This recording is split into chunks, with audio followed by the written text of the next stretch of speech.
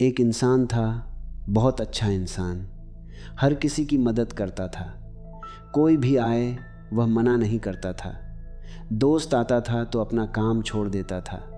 रिश्तेदार आते थे तो सब कुछ भूल जाता था। दफ्तर में कोई काम मांगता था तो कर देता था। घर में कोई कुछ मांगता था तो दे देता था। वह हमेशा हाँ कहता था, हर किसी के लिए, हर बात के लिए, हर वक्त। और लोग भी जानते थे कि इससे मांगो यह मना नहीं करेगा, इससे कहो यह कर देगा, इससे बोलो यह मान जाएगा। और वह मानता रहा, करता रहा, देता रहा। लेकिन एक दिन जब उसे ज़रूरत पड़ी तो कोई नहीं था। जिनके लिए उसने सब कुछ किया था वे सब व्यस्त थे।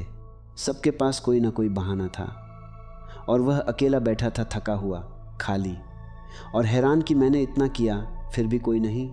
यह कहानी सिर्फ उस एक इंसान की नहीं है, यह उन सभी लोगों की कहानी है जो बहुत अच्छे हैं, जो हमेशा हाँ कहते हैं, जो हमेशा देते हैं, जो हमेशा दूसरों के बारे में सोचते हैं और खुद को भूल जाते हैं।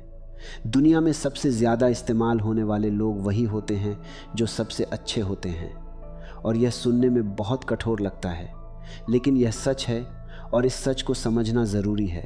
अच्छा इंसान ही सबसे ज़्यादा इस्तेमाल क्यों होता है? इसका जवाब बहुत सीधा है, क्योंकि अच्छा इंसान ना नहीं कह सकता, और जो ना नहीं कह सकता उसकी हाँ की कोई कीमत नहीं होती। सोचो, अगर हर चीज़ मुफ्त मिले तो क्या उसकी कोई कीमत होती है? नहीं। जो चीज़ मुफ्त मिलती है उसकी कद्र नहीं होती, जो चीज़ मेहनत से मिलती है उसकी कद्र होती है। ऐसे ही इंसान भी जो हमेशा उपलब्ध होता है, जो हमेशा हाँ कहता है, जो कभी मना नहीं करता, उसकी कोई कद्र नहीं होती। लोग उसे तांग्योनहागे लेते हैं, यानी जैसे यह तो होना ही था, जैसे यह तो करेगा ही, जैसे यह तो देगा ही। और जब कोई तुम्हें तांग्योनहागे लेने लगे तो वह तुम्हारी इज्जत नहीं कर रहा, वह तुम्हारा इस्तेमाल कर रहा है। एक बार दो दुकानें थीं। एक दुकान में सब कुछ मुफ्त मिलता था, दूसरी दुकान में सब कुछ के लिए मेहनत करनी पड़ती थी। पहली दुकान में हमेशा भीड़ थी, लोग आते थे, लेते थे, चले जाते थे। किसी ने कभी शुक्रिया नहीं कहा, किसी ने कभी दुकानदार की परवाह नहीं की, क्योंकि उन्हें पता था यह तो मिलेगा ही।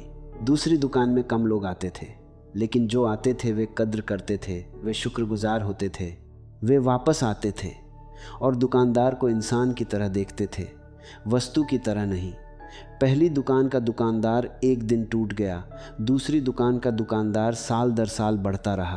अब वह बात जो सबसे ज़रूरी है, अच्छाई कब कमज़ोरी बन जाती है? अच्छाई तब तक ताकत है जब तक वह चुनाव से आती है।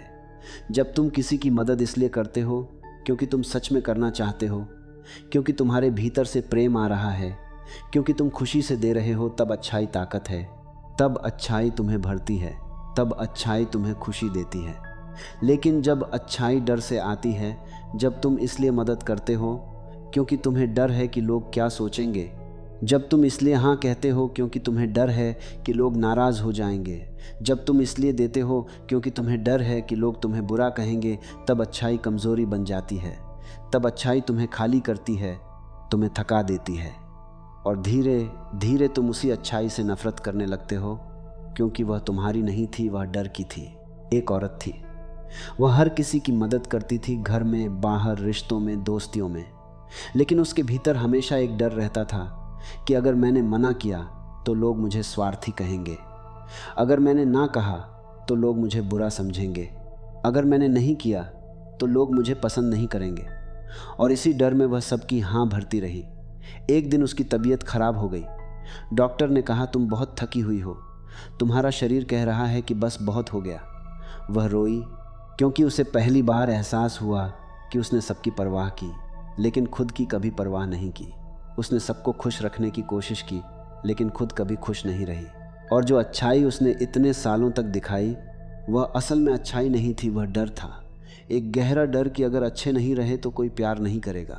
यहीं से समझ आती है वह सच्चाई जो सुनने में कठिन है। रिस्पेक्ट पाने के लिए ना कहना ज़रूरी है, यह उल्टा लगता है। हम सोचते हैं कि जितना हम देंगे उतनी हमारी इज्जत होगी, जितना हम करेंगे उतना लोग हमें मानेंगे। लेकिन सच यह है कि इज्जत उसे मिलती है जो अपनी इज्जत खुद करता है, और जो अपनी इज्जत खुद करता है वह हर किसी की हर बात नहीं मानता, वह हर किसी की हर ज़रूरत पूरी नहीं करता। वह अपनी सीमाएं जानता है और उन सीमाओं की रक्षा करता है। एक गुरु थे, उनके पास बहुत शिष्य थे। एक शिष्य बहुत अच्छा था, हर किसी की मदद करता था, हर किसी का काम करता था, हर किसी से हाँ कहता था। एक दिन गुरु ने उसे बुलाया और कहा, तुम बहुत अच्छे हो। शिष्य खुश हो गया। गुरु ने आगे कहा, लेकिन यही तुम्हारी सबसे बड़ी कमजोरी है। शिष्य हैरान हो गया। गुरु ने कहा, तुम्हारी अच्छाई तुम्हारे डर से आ रही है। तुम इसलिए अच्छे हो क्योंकि तुम्हें डर है। यह अच्छाई नहीं है, यह दास्ता है।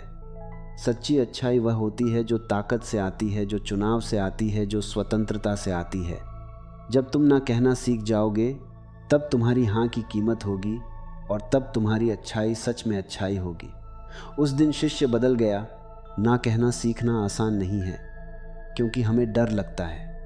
हमें लगता है कि ना कहने से रिश्ते टूट जाएंगे, लोग नाराज़ हो जाएंगे, हम बुरे लग जाएंगे। लेकिन एक सच्चाई यह है कि जो रिश्ते तुम्हारी ना सुनकर टूट जाते हैं, वे रिश्ते थे ही नहीं, वे सिर्फ तुम्हारी हाँ पर टिके थे।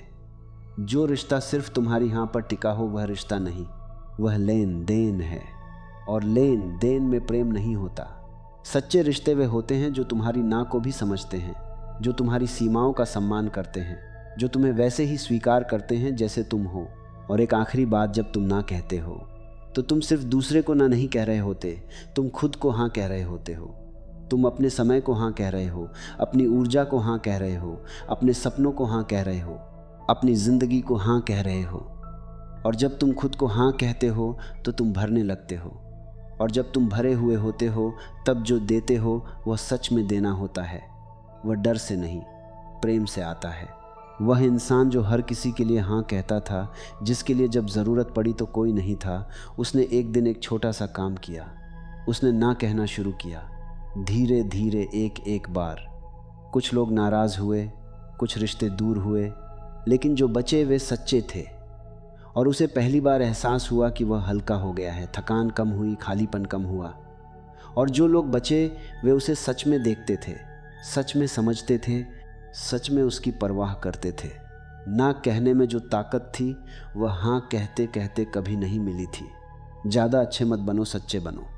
और सच्चे होने का पहला कदम यही है कि जब ना कहना हो तो ना कहो, बिना डर के, बिना गिल्ट के, बिना किसी सफाई के। क्योंकि तुम्हारी ना ही तुम्हारी सबसे बड़ी हाँ है खुद के लिए, अपनी ज़िंदगी के लिए, अपने प्रेम के लिए। और जब तुम यह सीख जाओगे, तब लोग तुम्हें इस्तेमाल नहीं करेंगे, तब लोग तुम्हें देखेंगे, तुम्हारी इज्जत करेंगे सच में।